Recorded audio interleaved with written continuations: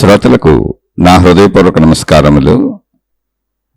మన శ్రోతలలో కొందరు వారి జీవితాలకు సంబంధించినటువంటి భయాలు, బాధలు, కష్టాలు, ఇబ్బందులు ఇవే తెలియజేస్తున్నారు. వాటి నుంచి పరిష్కారాలు అడుగుతున్నారు.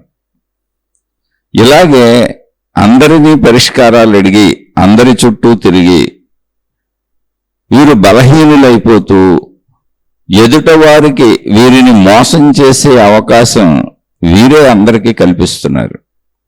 ఇలాగే తాళ నుంచి తాయెత్తుల నుంచి అన్నీ అమ్మటం మొదలైపోయింది. అన్నీ మేమేదో తగ్గించేస్తామని చాలామంది దుకాణాలు ఓపెన్ చేసి కూర్చున్నారు.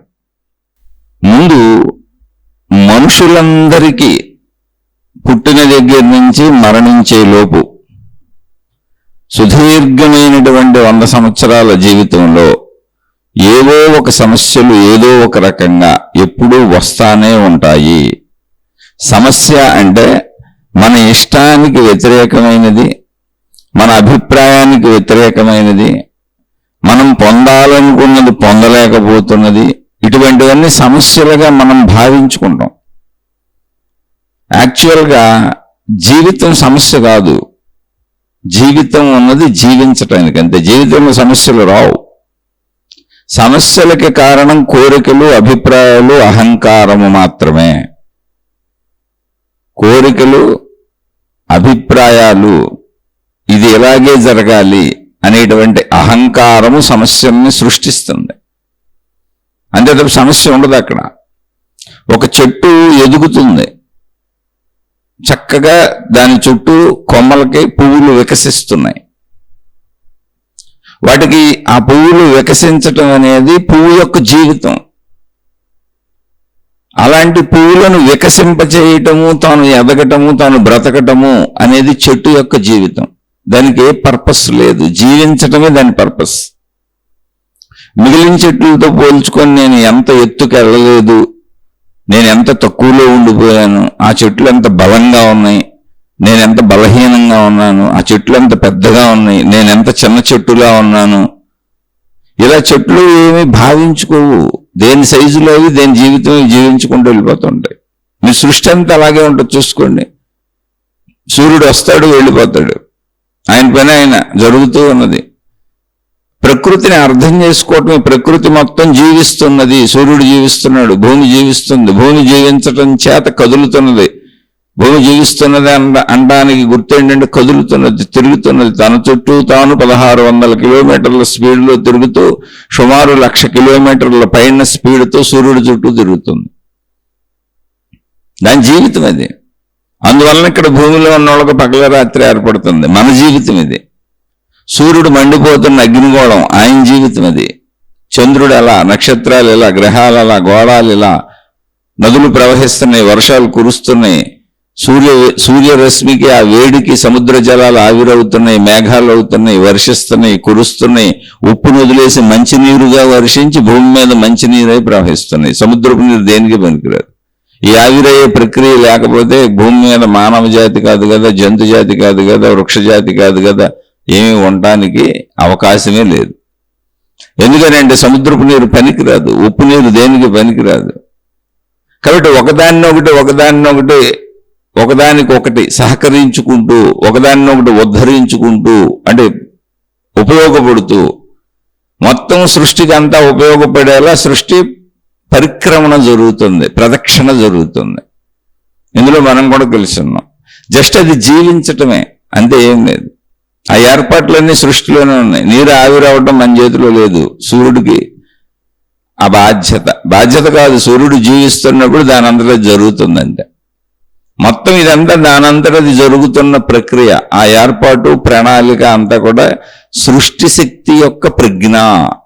అందుకే ప్రజ్ఞానం బ్రహ్మ అన్నారు.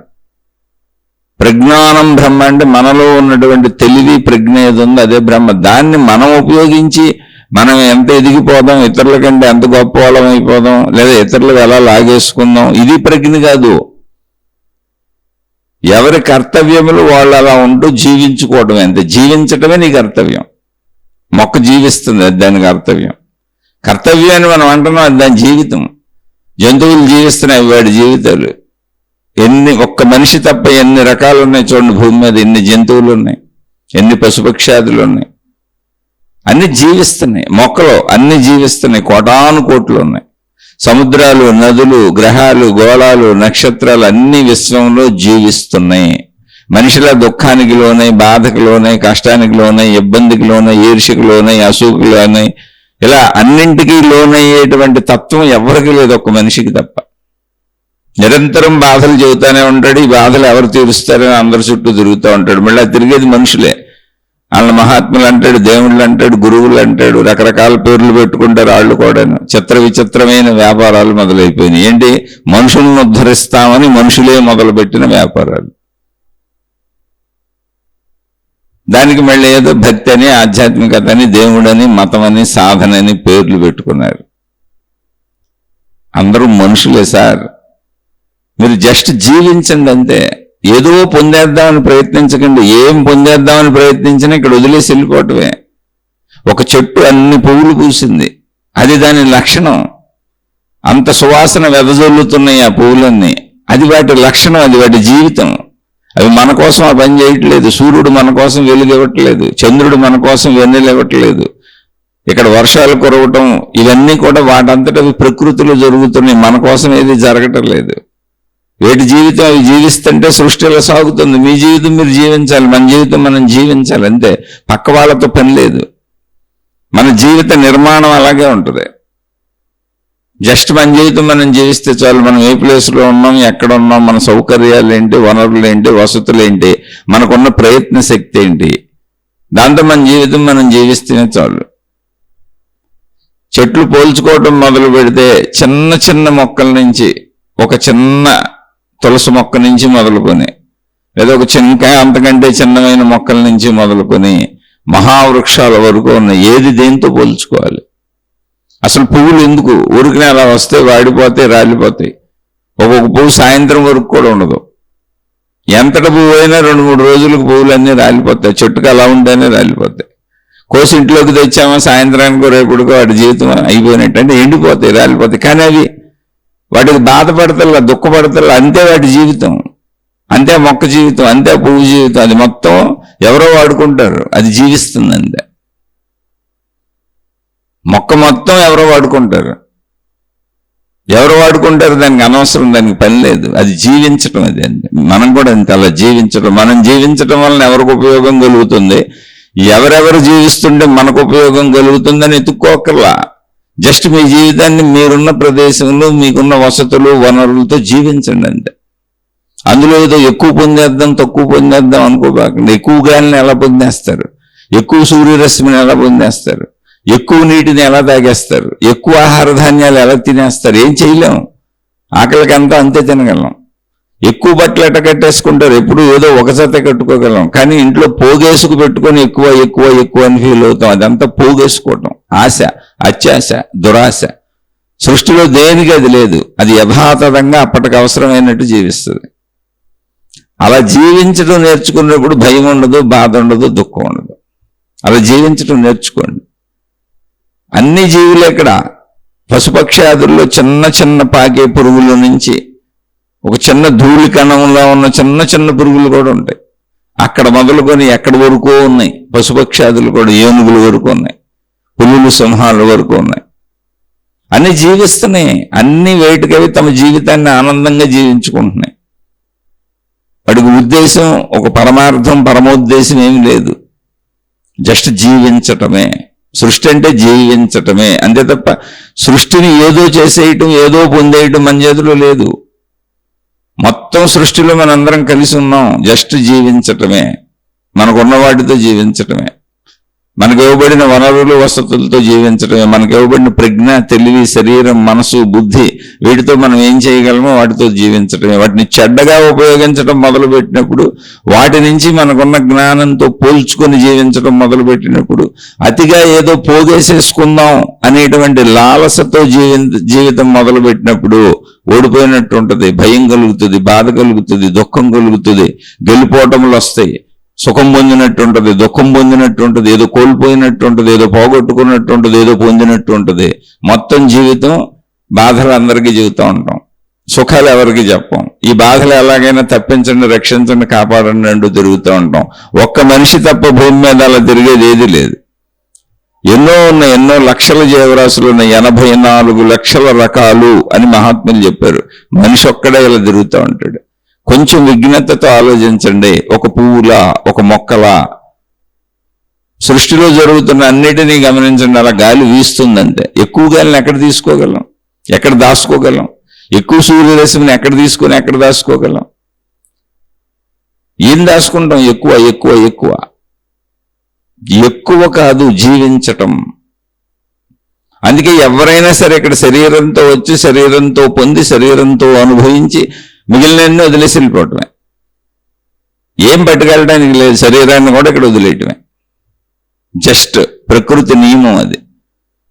వచ్చేటప్పుడు ఏం పట్టుకురాలేదు, జస్ట్ చిన్న శరీరాన్ని తెచ్చుకున్నాం. ఒక కణంగా మొదలయ్యి అనంత కణాల కలయికతో శరీరం తయారవుతానే ఉంటది 100 సంవత్సరాలు. ఎన్ని కణాలు మరణిస్తాయో, ఎన్ని కణాలు కొత్తగా కలిసి శరీరాన్ని నిర్మిస్తూ ఉంటాయో మరణం వరకు. అంతులేనంత సృష్టి, అనంత కణాలు. మళ్ళీ అన్నీ విఘటనం చెందిపోతాయి, మరణం జరిగిపోద్ది, అన్నీ ప్రకృతిలో కలిసిపోతాయి. అంతే, ఇక్కడిదిక్కడే, ఇంకేం లేదు. ఇది అర్థం చేసుకోవటమే ఆధ్యాత్మిక చదువు. జీవించండి అంతే. జీవించటానికి మాత్రమే అవకాశం ఇవ్వబడింది. చుట్టూ ఉన్న ప్రకృతిని గమనించి, చుట్టూ ఉన్న చెట్లు, పుట్లు, చేమలు, గొట్లు, జంతువులు, మనుషులు, ప్రకృతిని గమనించి, దాని పనితీరును గమనించి, అందులో కలిసిపోయి మనం కూడా ఇంతే అనే సత్యాన్ని గ్రహించి జీవించండి. నిత్యం బాధలు ఎవరు తీరుస్తారు? మనం ఎవరో తీర్చరు. బాధను తలుచుకున్న కొద్దికి బాధ పెరిగిపోద్ది, అది అనారోగ్యం అవుద్ది, అది మానసిక బాధ అవుద్ది, అది శారీరక బాధ అవుద్ది, ఎన్నో బాధలను కలిగిస్తూ ఉంటుంది.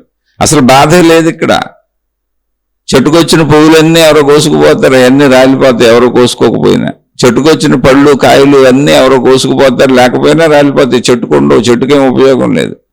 చెట్టుకొచ్చిన ఆకులన్నీ రాలిపోతాయి, దానికేం ఉపయోగం లేదు. కానీ చెట్టు జీవిస్తుంది, జీవితం. అలా మన జీవితంలో కొన్ని వచ్చే ఉంటాయి, పోయే ఉంటాయి, అన్నీ వచ్చిపోతూ ఉంటాయి.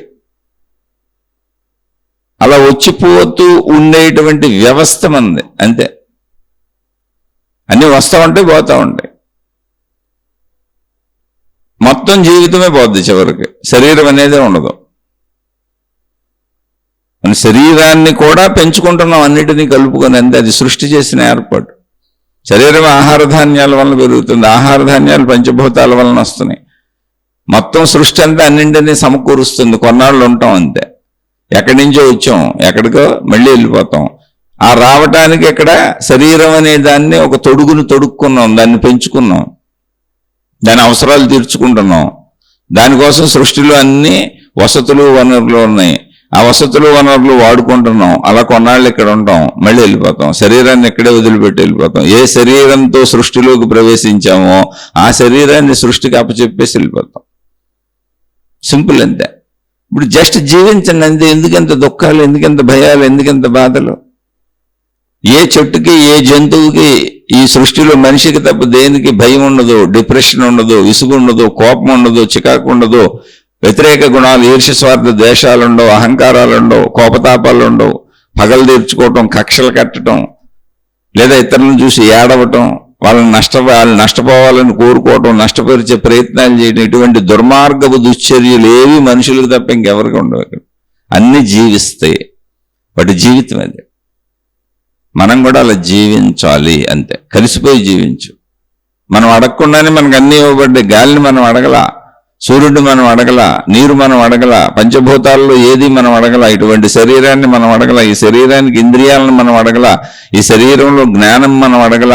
అన్ని మనం బ్రతకడానికి అనువుగా తయారు చేయబడి ఇచ్చిన శరీరము, ఈ శరీరమునకు అవసరమైన అన్ని చుట్టూ పేర్చబడి ఉంచబడిన శరీరము. మనం అడగకుండానే ఊపిరి దానంతట అదే లోపలికి వెళ్ళి బయటకు వచ్చేస్తుంది. అది మన బ్రతికించి ఉంచేస్తుంది. గుండె దానంతట అదే కొట్టేసుకుంటుంది. లోపల శరీర అవయవాలన్నీ వాటంతట అవి పనిచేసేస్తున్నాయి. మనం తిన్న ఆహారం అంతా రక్తంగా, శక్తిగా మారిపోతుంది. అది ఎలా మారుతుందో మనకే తెలియదు. మన శరీరం గురించే మనకు తెలియదు. ఎందుకంటే అది సృష్టిలో సాగుతుంది. సృష్టికి సంబంధించిన అంశం అది. జస్ట్ మనకు నేనన్న భావన ఒక్కటే తెలిసింది. అందుకని హాయిగా బతకండి. ఓ జనాలను చూడబాకండి, విశాల సృష్టిలో నేను ఒక జీవినని విశాల సృష్టిని చూడండి, విశాలంగా మనోభావాలు పెంచుకోండి, అవి ఎలా జీవిస్తున్నాయో చూడండి, అన్నింటి జీవితాలు గమనించండి. మనం కూడా అంతే, జస్ట్ లైక్ ఇట్. ఎప్పుడు బాధలు ఏకరువు పెడతాం, భయాలు ఏకరువు పెడతాం, ఎప్పుడు ఏదో కావాలన్న తపనలో బతకటం, ఎప్పుడు మనసుకు విశ్రాంతి లేకుండా ఉండటం, ఎప్పుడు మనిషికి విశ్రాంతి లేకుండా ఉండటం, ఎప్పుడు ఏదో నిరాశలో నిస్పృహలో ఏదో పోగొట్టుకున్నట్టు బతకటం, ఇవన్నీ అవసరం లేదు. అసలు ఇక్కడ పోగొట్టుకోవడానికి ఏమీ లేదు, పొందడానికి ఏమీ లేదు. పొందిందంతా ఇక్కడే వదిలేస్తాం. పోగొట్టుకునేది అనేది అసలు ఇక్కడదే, పొందింది ఇక్కడదే. ఇదంతా మధ్యలో చిన్న ఆట అంతే. శరీరమే వదిలేయాలి, శరీరాన్ని ఇక్కడ పొందాం, శరీరాన్ని ఇక్కడ వదిలేస్తాం. అయితే ఎవరి స్థాయిలో వాళ్ళు ప్రయత్నించుకోవాలి, తక్కువ ఎక్కువ అనేది కాదు. ప్రయత్నాన్ని ఆపకూడదు. ప్రయత్నం ఎందుకు ఆపకూడదంటే అది సహజత్వంగా మనకు ఇవ్వబడినటువంటి ప్రయత్నం. మండుతున్న సూర్యుడు అంటే మండటం అనే ప్రయత్నం ఆయనలో సహజంగా జరుగుతుంది. అదే సూర్యకాంతిగా ప్రపంచం అంతా వ్యాపించిపోయింది. అలా ప్రతిదానికి ధర్మాలు ఉన్నాయి. నీటికో ధర్మం, భూమికో ధర్మం, పంచభూత ధర్మాలు అంటే వాటి ప్రయత్నాలు, వాటి స్వగుణాలు, వాటి ప్రకారం అవి జీవిస్తున్నాయి. అలాగే చెట్లు, పుట్లు, చేమలు, గుట్లు, నదులు, సముద్రాలు, గ్రహాలు, గోళాలు, జంతువులు అన్నింటికీ వాటి స్వగుణాలు, వాటి స్వధర్మాలు ఉన్నాయి. వాటి ప్రకారం అవి జీవిస్తాయి. అవే ప్రయత్నాలు.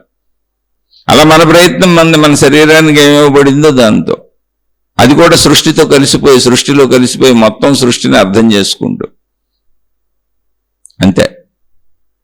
ఒక చిన్న పక్షి పిల్ల సముద్రపు ఒడ్డున ఇసుకలో అలా చిన్న గోయిలాగా తవ్వి కాళ్ళతో అందులో గుడ్లు పెట్టి పొదుగుతూ ఉంటుంది. అందులో దాస్తుంది గుడ్లు. అయితే సముద్రపు అలలు ఎప్పుడు వస్తూ ఉంటాయి. ఒక్కొక్కసారి సముద్రపు అలలు బాగా వేగంగా వచ్చి ఎప్పుడు ఆ గుడ్లు కొట్టుకుపోతూ ఉంటాయి. దానికి తెలియదు సముద్రపు అలలు వస్తాయని, అలా సముద్రం నిరంతరం అలలమయంగా ఉంటుందని దానికి తెలియదు. అలలు లేనప్పుడు, అంటే అంత దూరపు అలలు రానప్పుడు అక్కడ గుడ్లు పెట్టుకుంటూ ఉంటుంది. ఎందుకంటే దానికి అక్కడ వాతావరణం బాగుంది, దాని తీరది. మళ్ళీ అలలు వస్తే కొట్టుకుపోద్ది. దానికి బాధ కలిగింది. ఎన్నో పిల్లలను పెట్టాను, ఎన్నో గుడ్లు పొదిగాను, నా గుడ్లన్నీ సముద్రం కొట్టుకుపోతుంది, తీసుకుపోతుంది లోపలికి అనిపించింది. అంటే సముద్రపు సహజ లక్షణం దానికి తెలియకపోవడం వలన అనిపించింది. అలాగే ప్రకృతి యొక్క సహజ లక్షణం మనకు తెలియకపోవడం వలన సేమ్ సముద్రం లాగానే ఉంటుంది. అది మనకు తెలియకపోవడం వలన మనది ఎవరో లాగేసుకున్నారు, మనది ఎక్కడో పోయింది, వాళ్ళు ఎక్కువ పొందేశారు, మనం తక్కువ పొందేశాం, మనం పొందలేకపోతున్నాం, ఇటువంటి పోలికలు వస్తాయి. అంటే పొందాను పోగొట్టుకున్నాననే భావనలు వస్తూ ఉంటాయి. అలా చేస్తుంటే పోగొట్టుకునేవాడిని కాదు, ఇలా చేస్తుంటే ఎక్కువ పొందేవాడిని, ఎక్కువ పొందేదాన్ని, ఇలాంటి భావాలు వస్తూ ఉంటాయి. కానీ సృష్టి అంతా ఒక క్రమశిక్షణలో సాగుతుంది. పొందడానికైనా పోగొట్టుకోవడానికైనా ఇక్కడ ఒక కర్మ సిద్ధాంతం పనిచేస్తూ ఉంటుంది. అది నీ మీదే ఆధారపడి ఉంటుంది. కర్మ సిద్ధాంతం సృష్టిలో లేదు, వ్యక్తిలో ఉంది. దాన్ని నడుపుతుంది సృష్టి. అది శక్తి ఆధారత మీద సాగుతుంది. నువ్వే దాన్ని కదిలిస్తావు. నువ్వు కదిలించినట్టు ఆ కర్మ సిద్ధాంతం కదులుతుంది. ఈ పక్షి ఏం చేసింది? ఎలైనా నా గుడ్లన్నీ సముద్రం లాగేసుకుంది, ఎలైనా సరే ఈ గుడ్లను తెచ్చుకోవాలి నేనని చిన్న పక్షి అది. దానికి సముద్రం గురించి ఆలోచన లేదు, తన జీవితం గురించి ఆలోచిస్తుంది. సముద్రం గురించి ఆలోచిస్తే అసలు అది ప్రయత్నమే చేయలేదు. మనుషులందరూ ఇలాగే ఆగిపోతూ ఉంటారు. నా వల్ల కాదు, నేను చేయలేను, నాకు భయము, బాబోయ్ నేను సాధించలేనేమో, నేను ఓడిపోతానేమో, బాబోయ్ ఓటమి అస్సలు భరించలేను, ఫాల్స్ ప్రెస్టేజ్ క్రియేట్ చేసుకుంటారు. కాదు, ఎవరెంత ప్రయత్నం అంత ప్రయత్నం చేయాలంతే. ఫలితం వదిలే, ప్రయత్నం నీది చెయ్యి. ఫలితం సృష్టి చేతిలో ఉంది. సృష్టితో కలిసిపోయి ఉన్న జీవులను మనం విడదీసుకోబాకండి.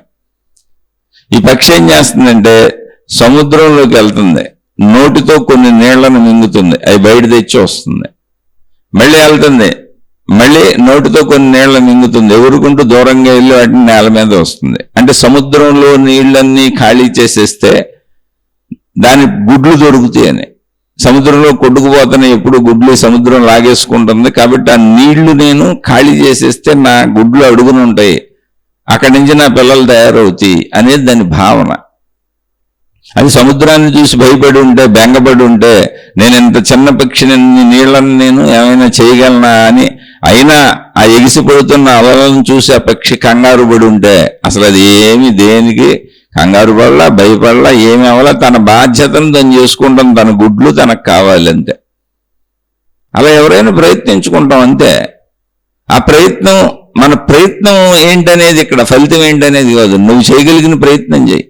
చేయలేనేమో, ఎదురుగుండా ఉంది సముద్రం, అంత పెద్ద అలలో తరంగాలు, నా వల్ల ఎక్కడవుతుంది అని నీరసించిపోయి కూర్చొని బాధపడి దుఃఖపడి భగవంతుడాన్ని ప్రార్థించి గురువులు, మహాత్ములు, మతాలు, మార్గాలు, విధానాలు, సాధనలు, రక్షణలు, మహిమలు, మాయలు, అద్భుతాలు, తాళ్ళు, తాయెత్తులు, రంగురాళ్ళు, ఉంగరాలు అంటూ తిరిగేవనుకో, పోయిన గుడ్లు పోగా మళ్ళీ వీళ్ళందరికీ చెల్లించుకుని ముడుపులు, వీళ్ళ చుట్టూ తిరిగే కాలం వృధా, వీళ్ళకి చేసే సేవలు వృధా, వీళ్ళకి చెల్లించుకుని ముడుపులు వృధా. పైగా వాళ్ళ మోసాన్ని మళ్ళీ నమ్ముతూ నిరంతరం వెళ్తానే ఉండవు. ఎందుకంటే వాళ్ళు ఎప్పటికే అది పూర్తవుతుంది, అది అబద్ధమని నీకు చెప్పరు. ఎప్పటికే అది ఏదో ఒకటి చేద్దాం, పూర్తవుద్ది అని నిన్ను ముందుకు నడుపుతానే ఉంటారు. ఎప్పుడు జరగపోతే అది నీ కర్మ, ఎప్పుడో జరుగుద్ది ఖచ్చితంగా, అది వాళ్ళ మహిమ. ఈ మహిమకి కర్మకి మధ్యలో దేవుడు, మతం, దాన్ని ఆధారం చేసి బతుకుతూ ఉంటారు. జరగకపోతే నీ కర్మ, బాగా పాపఫలం ఉంది నీకు, జరుగుద్ది, మనం ప్రయత్నిస్తున్నాం, ఇంకా చేద్దాం, ఇంకా పట్టుకురా డబ్బులు, ఇంకా సేవలు చేయి, ఇంకా మమ్మల్ని నమ్ము, మా చుట్టూ తిరుగు, దానికి ఏదో మీకు చెబుతాం కబుర్లు, అవన్నీ చేస్తూ ఉండండి. ఇలాంటి వాటికి లోను కాకు.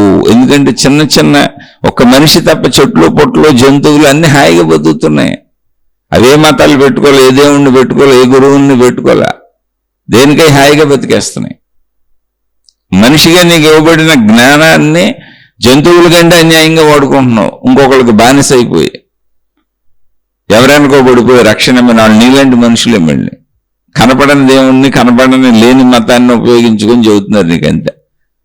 నువ్వు మోసపోవటానికి రెడీ అయ్యి తిరుగుతున్నావు. దానికి కారణం బలహీనత, ఆత్మస్థైర్యం లేకపోవటం, సరైనటువంటి అవగాహన లేకపోవటం సృష్టి పట్ల, నీ పట్ల నీకు. ఆ పక్షి నీళ్ళను అలా తీసుకొస్తుంది, బయట వేస్తుంది, తీసుకొస్తుంది, బయట వస్తుంది. సరే, పక్షులు స్నేహితులు ఉంటాయి కదా. ఇంకో పక్షి వచ్చి అడిగింది, ఏం చేస్తున్నావు అని. ఇలా గుడ్లన్నీ సముద్రంలోకి వెళ్ళిపోతున్నాయి, ఎప్పటికప్పుడు అది లాక్కుపోతుంది, అందుకని నీళ్ళన్నీ తీసి సముద్రాన్ని ఖాళీ చేసి పారేద్దాం అనుకుంటున్నాను. అంటే రెండో పక్షి, అవును, ఈ విషయం ఎప్పటి నుంచో మన జాతికి జరుగుతున్న అన్యాయం, నేను కూడా నీకు సహకరిస్తానంది. అది కూడా నీళ్లు తెచ్చుకొని అలా మింగి బయట వస్తుంది. ఈ మొత్తం ఆ జాతి పక్షులన్నీ వచ్చేసినాయి అక్కడికి. అన్నిటికీ ఇదే అన్యాయం జరుగుతుందని గుర్తించినాయి. ఆ జాతి పక్షులన్నీ వచ్చేసి నీళ్ళన్నీ మొత్తం వెళ్తున్నాయి, నీళ్లు తీసుకొచ్చి వస్తున్నాయి. అలా పక్షులు చేస్తానే ఉన్నాయి. ఈ పక్షుల్ని చూసి మిగిలిన మొత్తం పక్షి జాతులన్నీ వచ్చేసినాయి. ఏంటని విషయం కనుక్కొని మొత్తం పక్షి జాతులన్నీ వచ్చేసినాయి అక్కడికి. ఇంకా అనంతంగా పక్షులు వస్తున్నాయి, సముద్రం మీద ఎగురుతున్నాయి, నీళ్లు తీసుకొచ్చి బయట చూసేస్తున్నాయి. ఒక పెద్ద కలకలం రేగిపోయింది. ఇది ఏంటి, అసలు ఏం జరుగుతుంది ఇక్కడని. ఎలైన పక్షి జాతి మొత్తం సముద్రాన్ని మొత్తం తీసవతలు పారేయాలని నిర్ణయించుకుంది. ఈ కలకలం ఎంత వ్యాపించిపోయింది అంటే దేవలోకాలు మారుమోగిపోయినాయి. మొత్తం వార్తలు, నారదుడు ముల్లోకానికి, ఆయన ముల్లోక సంచారి జరుగుతాడు, ముల్లోకాలకి వ్యాపించిపోయినాయి వార్తలు. నారద మహర్షి మొత్తం ముల్లోకాలకి వార్తలు విహరింపజేసేసాడు. ఆయన చూస్తున్నారు దేవుళ్ళు, దేవతలు మొత్తం అందరూ. ఏంటిది, ఇన్ని పక్షులా? అయితే ఇదంతా జరగటం మొదటి రోజు, మొదటి గంట, మొదటి నిమిషంలో జరగల. ఆ పక్షాల ప్రయత్నిస్తానే ఉంది రోజులు, నెలలు. ఆ తర్వాత ఒక్కొక్కటే వచ్చి సహకరించడం మొదలుపెట్టినాయి ప్రయత్నానికి అనుగుణముగా. ఇదంతా చూసి విష్ణుమూర్తి యొక్క వాహనం గరుక్మంతుడు పక్షి, విష్ణుమూర్తి వాహనం. ఆయన వెంటనే విష్ణుమూర్తిని అడిగాడు, అయ్యా, పక్షి జాతి కింద చాలా బాధపడుతుంది, నేను మీ వాహనంగా ఉన్నటువంటి దైవాంశను, మరి ఆ జాతికి నేను సహకరించాలి అని అనుకుంటున్నాను, వెళ్ళనా అని అడిగాడు. విష్ణుమూర్తి చక్కగా వెళ్ళరమన్నాడు. అంతే, విష్ణుమూర్తి వాహనం గరుడు కిందకి వచ్చేసాడు, గరుక్మంతుడు. ఒక్క దెబ్బకే, ఎందుకనేది మామూలు పక్షి కాదు, దివ్య వాహనం విష్ణువు కంటే సర్వవ్యాప్తమైనటువంటిది విష్ణు శక్తి, అదే అనంత ఆత్మశక్తి. అక్కడ కథ ప్రకారం మనం కథ చెప్పుకుంటున్నాం. అక్కడ ఆ అనంత ఆత్మశక్తి యొక్క వాహనం, దాని శక్తే అనంతం. ఇక ఒక్క దెబ్బకి మొత్తం సముద్రాన్ని పీల్చి పారేసింది అంతే, మొత్తం లోపలికి పీల్చేసుకుంది. మొత్తం అసలు ఈ పక్షే కాదు, అప్పటి వరకు అన్ని పక్షులు గుడ్లు లోపలికి వెళ్ళిపోయినాయన్నీ మొత్తం అలా బయటకు వచ్చేసినాయి. నీరు లేదు అక్కడ, కనపడుతున్నాయి నిజంగా. పక్షులన్నీ వెళ్ళి తమ తమ గుడ్లు తెచ్చేసుకున్నాయి. పక్షి జాతి సాధించింది. ఇప్పుడు సముద్రం లేదు, సముద్రం లేదు. సముద్రం ఎక్కడుంది? గరుక్మంతుడు అలా పీల్చేసి గొంతులో ఉంచుకున్నాడు. మెంగలేదు, కక్కలేదు. గరుక్మంతుడు ముందు ఈ సముద్రం ఎంత ఆఫ్టర్ ఆల్. ఎందుకంటే అది అక్కడ కథది విష్ణువు వాహనం, దైవాంశము గనుక. ఇప్పుడు భూమి మీద మానవ జాతికి కానీ, వృక్ష జాతికి కానీ, మళ్ళీ జంతు జాతికి కానీ మిగిలిన దేనికి కూడా ఇప్పుడు నీళ్లు లేవు. ఎందుకు నీళ్ళు లేవంటే సముద్రం ఉంటే సముద్రపు నీరు ఆవిరయ్యి, మళ్ళీ ఆవిరైన మేఘాలు అయ్యి, మేఘాలైంది వర్షాలు పడతాయి. సూర్యుడు ఉన్నాడు, ఆ సూర్యుడు వేడికి భూమి మండిపోతుంది. ఎందుకంటే నీళ్ళే లేవు అసలు భూమి మీద. అందరూ గగ్గోలు ఎత్తిపోతున్నారు. భూమి క్రమశిక్షణ తప్పింది, వాతావరణం క్రమశిక్షణ తప్పింది, ప్రకృతి సృష్టి క్రమశిక్షణ తప్పింది. వెంటనే విష్ణుమూర్తి గరుక్మంతుడు చెప్పాడు, గరుడా, ఆ పక్షి జాతి గుడ్లు తీసేసుకుంది కదా, నువ్వు సముద్రాన్ని వదలకుండా ఎందుకు వచ్చావు అని. వెళ్ళి వదిలొచ్చేయి, సముద్రం ఎక్కడుందో అక్కడ పెట్టేదాన్ని, అక్కడ వదిలేయి, నీలో ఎందుకు ఉంచుకున్నావు. అక్కడ మొత్తం సమతుల్యత దెబ్బతింటుంది అని. వెంటనే గరుడు వెళ్ళి అక్కడ వదిలేసి వచ్చాడు, మొత్తం వదిలేసి వచ్చాడు అక్కడ. మళ్ళీ సముద్రం మామూలుగా వచ్చింది, ఆవిరవడం మొదలుపెట్టింది. మొత్తం మళ్ళీ మామూలు చర్యలన్నీ జరిగిపోతున్నాయి. సమతుల్యత, ఇందులో ఏ ఒక్కటి తీసేసినా సమతుల్యత దెబ్బతింటది. ఇది కథే అయినా ఇందులో మనం ఏదో పోగొట్టుకున్నాం, పొందుదామని మనం ఎన్ని ప్రయత్నాలు చేసినా అవన్నీ ధర్మ ప్రయత్నాలు అయి ఉండాలి, లేదా సమతుల్యత దెబ్బతింటది. ఇప్పుడు ఆ గుడ్ల కోసం గరుడు బలం ఉంది కాబట్టి సముద్రాన్నే తీసేస్తే మొత్తం సృష్టి నాశనం అయిపోద్ది. ఎందుకంటే ఇంక మంచినీరు ఉండే అవకాశం లేదు. అసలు నాశనం అవడానికి ముందు అసలు నీరు లేదు కాబట్టి భూమి మండిపోద్ది సూర్యుడి వేడికి. సూర్య తాపానికి మనం బ్రతకగలుగుతున్నామంటే ఈ నీరు ఆవిరయ్యి, మళ్ళీ ఆ నీరు మేఘాలయ్యి, ఆ మేఘాలు వర్షించి భూమిని చల్లబరిచి ఇలా రకరకాలుగా జరుగుతుంది. మళ్ళీ అది ఉప్పు లేకుండా మంచినీరు వస్తుంది మనకి. ఉప్పు సముద్రంలో ఉండిపోతుంది ఆవిరైనప్పుడు. ఇదంతా ఒక పెద్ద ప్రక్రియ. మీరు గమనిస్తే, జ్ఞానం పెంచుకుంటే, జ్ఞానంతో చూస్తే సృష్టి అర్థమవుతుంది. అయితే ఇక్కడ విచక్షణ ఏంటి అంటే, అప్పుడు పక్షి జాతికి అర్థమైంది. ఏమని అంటే, జరిగిందేదో జరిగిపోయింది, ఇక ఈ సముద్రం దగ్గర మనం మన సంతానాన్ని ఉత్పత్తి చేసే కార్యక్రమం ఇక్కడ పెట్టుకోకూడదు సముద్ర తీరంలో. అది అనుభవం జీవితంలో. సముద్రం మనకేం హాని చేయలేదు, సముద్రపు దగ్గర పెట్టాం, అది సముద్రపు కథలకంతే. అలాగే ప్రపంచంలో ఎవరో మనకు హాని చేసేస్తున్నారు, మన ఎవరో కొల్లగొట్టేస్తున్నారు, మనకంటే ఎక్కువ ఎవరో సంపాదించేసుకుంటున్నారు. ఇవన్నీ సృష్టిలో కుదరవు. ఎవరికి ఎంత ప్రాప్తమో అంతే కుదురుతుంది. నీకు అది మాటలు నచ్చకపోవచ్చు, భాష నచ్చకపోవచ్చు. ఇక్కడ ఒక కర్మ సిద్ధాంతపు తీరుంది. నువ్వు అడిగితే ఎవలా నీ కాళ్ళు చేతులు, నువ్వు అడిగితే ఎవలా కళ్ళు చెవులు, నువ్వు అడిగితే ఎవలా నీ శరీర అవయవాలన్నీ, నువ్వు అడిగితే పెట్ల ఆ శరీర అవయవాల్లో ఆ సుఖాలు, ఆ భోగాలు. ఇదంతా జీవించటం. జస్ట్ నువ్వు జీవించంతే, నీ పాత్రను నువ్వు పోషించు, అది ధర్మంగా. పక్షులన్నీ దూరంగా తమ సంతానాన్ని మళ్ళీ ఏర్పాటు చేసుకున్నాయి. కొట్టుకుపోవడానికి అనువు లేకుండా ఒకవేళ వాటికి నీరు కావాలి, అటువంటి ఇసుక కావాలి అంటే నదీ ప్రాంతాలలో దగ్గరలో జాగ్రత్తగా పెట్టుకోవడం మొదలుపెట్టినాయి. అటువంటి వాతావరణం ఏర్పాటు చేసుకున్నాయి. ఇంకా జాగ్రత్తగా ఎక్కడ పెంచుకోవచ్చో చూసుకుని అక్కడ పెట్టుకున్నాయి. సముద్రం దగ్గర మార్చేసినాయి ప్లేస్. కాబట్టి జాగ్రత్త మనం పడాలి. ఇంకో దాని దగ్గరికి వెళ్ళి, అది పక్షిగా అర్థం కాలేదు కాబట్టి చేసింది, కానీ అర్థమైనాక ఇంత ప్రయాసం ఉంటుందని తెలిసినాక, పక్షిరాజే దిగొచ్చేసినాక, దైవాంశ సంభూతుడైనటువంటి పక్షిరాజే దిగొచ్చి మొత్తం ప్రళయం సృష్టించేసి సముద్రాన్నే మింగేసినాక వాడికి అర్థమైంది. తర్వాత తమ బతుకు దాటికి కనపడిపోయింది. అక్కడ సముద్రం లేకపోతే పక్షులకే అర్థమైంది, ఎండవేడికి తట్టుకోలేకపోతుంది, నీరు లేదు, తాగడానికి లేదు. అయితే ఇదంతా భగవంతుడి యొక్క లీలా వినోదము చేత సృష్టి అంతా నడుస్తుంది కనుక జీవరాశి మరలా సముద్రం వచ్చి మరలా ఇవన్నీ జరిగే వరకు వాటికి బాధలు తెలిసేలా చేశాడు తప్ప విష్ణువు అవి మరణించి ఎలా చేయలేదు. జస్ట్ బాధల అనుభవాల కింద వచ్చినాయి. అందుకే అనుభవాలైన బాధలు మనల్ని బతికిస్తాయి, మన దారిని మళ్ళిస్తాయి, మన ఆలోచనని మళ్ళిస్తాయి, మన సన్మార్గం వైపు తీసుకెళ్తాయి. అందుకని బాధలు వస్తాయి, అందుకని ఇబ్బందులు వస్తాయి, అందుకని సమస్యలు వస్తాయి, అందుకని కష్టాలు వస్తాయి. అవి కష్టాలు కాదు, నీ అహంకారానికి, అవి నీకు అర్థం కానితనానికి అలా అనిపిస్తున్నాయి. జాగ్రత్తగా వాటిని అర్థం చేసుకో, మలుచుకో. పక్షులన్నీ ఇప్పుడు వేరే ప్రదేశంలో తమ గుడ్లు పెట్టుకొని అక్కడ పిల్లల్ని పొదగటం అలవాటు చేసుకున్నాయి. తర్వాత నిదానంగా అవన్నీ చెట్ల మీదకి వెళ్ళి గూళ్ళు కట్టుకోవడం మొదలుపెట్టినాయి. రకరకాలుగా ఇంకా ఇతర విధానాలలో తమ పిల్లల్ని పెంచుకుంటున్నాయి. అక్కడ కష్టాలు రాంటి వస్తాయి, జాగ్రత్త పట్టమే, మళ్ళీ మార్చుకోవటమే. సృష్టి ప్రణాళిక ఇలా ఉంటుంది. ఎందుకని ఒక జీవి ఇంకో జీవి మీద ఆధారపడి ఉంది. సృష్టి మొత్తం ఒకదాని మీద ఒకటి ఆధారపడి ఉంది. ఇది కథే, కానీ కథే అయినా ఇది మన జీవితాంశము. అందరికీ అన్ని రకాల సమస్యలు ఉంటాయి. ఎవరో సుఖపడిపోతున్నారు అనుకోబాకంటే దూరపు కొండలు నునుపు.